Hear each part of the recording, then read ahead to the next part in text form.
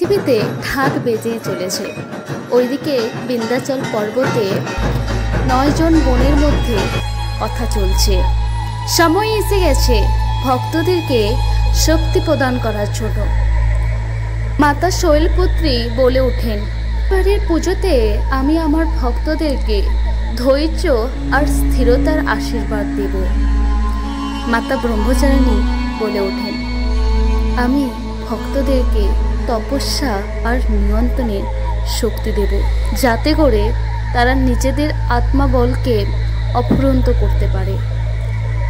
হাসিমুখে মাতা চন্দ্রঘণ্টা বলে উঠলেন, আমি আমার অর্ধচন্দ্র আর ঘণ্টার শব্দ দিয়ে ভক্তদের মধ্যে সব রকম ভয় আর অন্ধকারকে সরিয়ে দেব।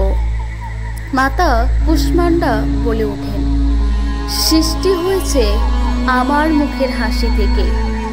আমার সাধনার যে করে জীব, তার জীবনে আমি ঊর্জা আর সমৃদ্ধিতে ভরে দিই। কমল সুরে মাতা স্কন্দমাতা বলে ওঠেন, আমি পরিবারের সুখ শান্তি আশীর্বাদ দেব ভক্তদের।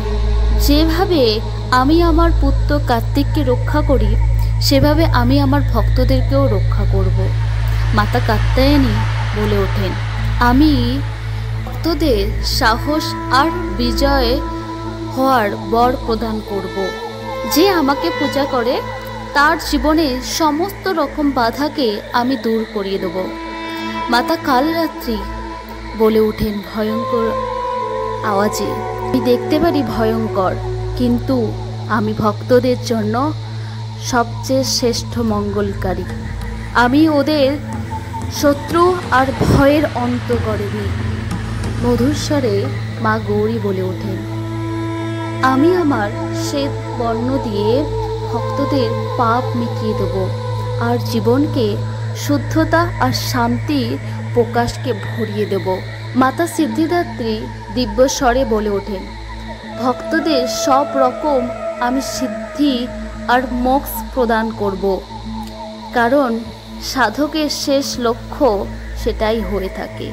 নবদুর্গা একসাথে সবাই বলে ওঠে, দুর্গাপূজা বা নবরাত্রি কোনো উৎসব নয়, বরং নিজের মধ্যে থাকা অসুরকে নষ্ট করে আত্মাকে প্রকাশিত করাই হলো দুর্গাপূজা।